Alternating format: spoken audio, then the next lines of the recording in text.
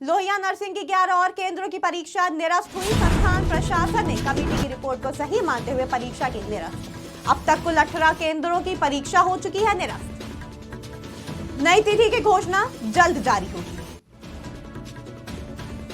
अभ्यर्थियों को आने जाने का किराया एजेंसी देगी।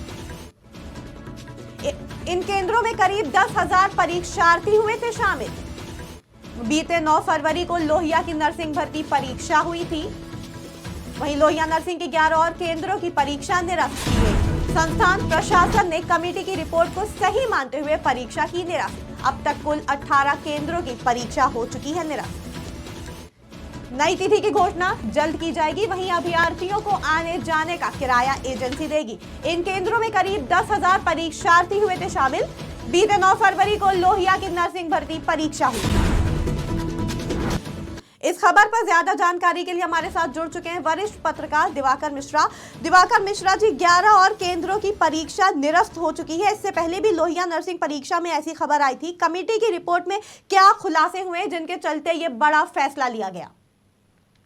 जी अफीफा, आपको ये बताना चाहेंगे कि उत्तर प्रदेश की राजधानी जो इसमें जो राम मनोहर लोहिया आयुर्विज्ञान संस्थान है, उसमें जो है कुछ 9 फरवरी को 92 केंद्रों पे इसके लिए नर्सिंग के उसकी भर्ती के लिए परीक्षा हुई थी। लेकिन इसमें से कई जगहों पे ये शिकायतें मिली थी कि जो व्यवस्थाएं ऑनलाइन परीक्षा के लिए होनी चाहिए वो नहीं थी। कहीं पे कंप्यूटर की प्रॉब्लम थी, कहीं पे इंटरनेट की प्रॉब्लम थी। तो इसके लिए जो एडुटेक्स एजेंसी ने एक परीक्षा कराई थी, गुजरात की एजेंसी थी एडुटेक्स, इसने परीक्षा कराई थी।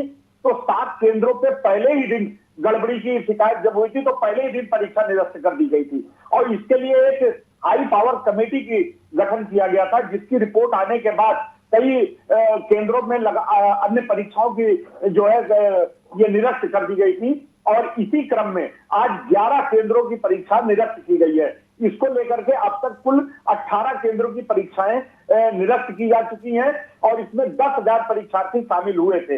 अब ये खबर आ रही है कि इसके लिए फिर आगे जो परीक्षा की डेट ये जल्द ही ये घोषित दोबारा से की जाएंगी। जी अफीफा। दिवाकर मिश्रा जी, अगली परीक्षा कब तक होने का अनुमान है और अगली परीक्षाएं सफलतापूर्वक हो जाए इसके लिए सरकार और जिम्मेदार लोग क्या कदम उठा सकते हैं?